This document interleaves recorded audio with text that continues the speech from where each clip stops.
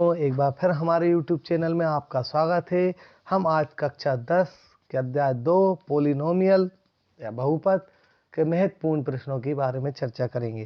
सन 2024 में आने वाले प्रश्न पत्र में इस प्रकार के ही पेपर में प्रश्न आ सकते हैं। तो आइए सबसे पहले अपन विकल्पों के बारे में बात करते हैं। नंबर 1, रैखिक बहुपद की घात। रैखिक बहुपद की घात होती है 1। आप लोग जानते हैं रैखिक बहुपद की घात कितनी होती है? 1। जिसकी घात 1 होती है वो रैखिक बहुपद कहलाता है। द्विघात, जिस शब्द में लिखा द्वि मतलब 2, जिसकी घात 2 हो वो द्विघात बहुपद कहलाता है। त्रिघात, जिसकी घात 3 हो वो त्रिघात बहुपद कहलाता है। बहुपद के अधिकतम उतने ही शून्य हो सकते हैं जितनी बहुपद की घात होती है। यदि बहुपद की घात 1 है तो उसका 1 शून्यक होगा। यदि बहुपद की घात 3 है तो उसके 3 शून्यक होंगे। एक द्विघात बहुपद x स्क्वायर bx प्लस सी के शून्यक यदि अल्फा और बीटा है, क्योंकि इसकी 2 घात है तो इसके 2 शून्यक होंगे अल्फा और बीटा। तो अल्फा धन बीटा तो इनका योगफल माइनस बी बटे ए होता है और गुणनफल सी बटे ए होता है। ये सबसे महत्वपूर्ण सूत्र है। एक्स स्क्वायर माइनस 2x के शून्यक 0 और 2 है। तो एक्स स्क्वायर माइनस 2x के शून्यक जब भी शून्यक निकालते हैं तो बराबर में शून्य रखते हैं अपन। दोनों में से उभयनिष्ठ x आया तो x माइनस 2 बराबर 0। x बराबर 0 हो जाएगा एक बार x माइनस 2 के बराबर 0 होगा। 2 उस तरफ गए तो प्लस के हो गए तो इसका सही उत्तर होगा 0 और 2। तो इसके 2 शून्यक होंगे 0 और 2। आगे बढ़ते हैं हम। एक्स स्क्वायर माइनस 3 के शून्यक प्लस माइनस करनी 3 है। तो एक्स स्क्वायर माइनस 3 को हम करनी 3 की घात 2 लिख सकते हैं। शून्यक के बारे में बराबर में 0 लिखते हैं। एक बार माइनस में लिखते हैं हम और एक बार प्लस में लिखते हैं। आप लोग सूत्र जानते हैं, a की घात 2 माइनस b की घात a की घात 2 माइनस b की घात 2 का सूत्र होता है एक बार माइनस में और एक बार प्लस में। तो हम आगे बढ़ते हैं। तो एक बार x माइनस करनी 3 के बराबर 0 और एक बार x प्लस करनी 3 के बराबर 0। माइनस के करनी 3 उस तरफ जाएंगे तो प्लस के करनी 3 हो जाएंगे। प्लस के करनी 3 उधर जाएंगे तो माइनस के करनी 3। इस प्रकार इसका उत्तर होगा प्लस और माइनस करनी 3। तो इस प्रकार फिर आते हैं 8वें, दो बहुपदों का योग। दो बहुपदों का योग भी एक बहुपद होता है। नवा प्रश्न, एक्स स्क्वायर धन 3 करनी एक्स वाली राशि बहुपद नहीं होती है, क्योंकि बहुपद की जो परिभाषा होती है उनमें चर की घात पूर्ण संख्या होना चाहिए, या हम इसको बोल सकते हैं पूर्ण संख्या नहीं बोल पा रहा है तो धनात्मक पूर्णांक होनी चाहिए। एक ही बात होती है। एक्स स्क्वायर धन 1/x, तो एक्स की घात यहाँ माइनस में, इसलिए बहुपद नहीं है। रेखीय बहुपद ax प्लस बी का शून्यक, तो ax प्लस बी के बारे में जब हम चर्चा करते हैं तो ax प्लस बी का शून्यक जब हम निकालेंगे तो बराबर में शून्य। तो b उधर गया तो माइनस का हो जाएगा, तो x बराबर हो जाएगा माइनस बी बटे ए। तो इसका शून्यक होगा माइनस बी बटे ए। दो बहुपद का गुणनफल भी एक बहुपद होता है। तो इस प्रकार से हमारे विकल्प समाप्त होते हैं। इसी प्रकार के विकल्प हमसे पूछे जा सकते हैं।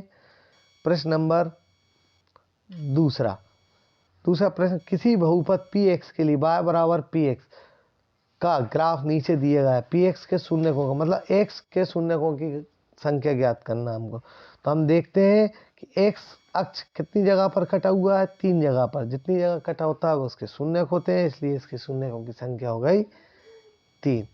इस प्रकार अब प्रश्न नंबर 3 पर आते हैं हम। द्विघात बहुपद, बहुत महत्वपूर्ण सवाल है। द्विघात बहुपद एक्स स्क्वायर धन 7x धन 10 के शून्य ज्ञात कीजिए और शून्यकों तथा गुणांकों के बीच में संबंध की सत्यता की जांच कीजिए। इस बार 3 या 4 नंबर में ये प्रश्न आ सकता है। सबसे पहले हम p मतलब पोलिनोमियल ऑफ x का बहुपद है एक्स स्क्वायर धन 7x धन 10। यदि हम इसकी तुलना करें तो a बराबर 1 है, कुछ नहीं गुणांक तो 1 माना जाएगा। b बराबर 7 और c बराबर हमारे पास 10 है। अब हम सबसे पहले इनके मध्य पदों को तोड़ेंगे। तो गुणा करने पर 10 आना चाहिए, जोड़ने घटाने पर 7 आना चाहिए। तो 5 दूनी 10 और 5 और 2 को जोड़ेंगे 7 आ जाएंगे। इस प्रकार से हम इनके मध्य पदों को तोड़ सकते हैं। एक्स स्क्वायर धन 5x में से x कॉमन लिया तो x धन 5 बचा हमारे पास शेष। 2x धन 10 में से हमने 2 कॉमन लिया तो बचा x धन 5। ये दोनों सेम आना चाहिए। x धन 5 दोनों में से उभयनिष्ठ आया तो बचा हमारे पास x धन 2।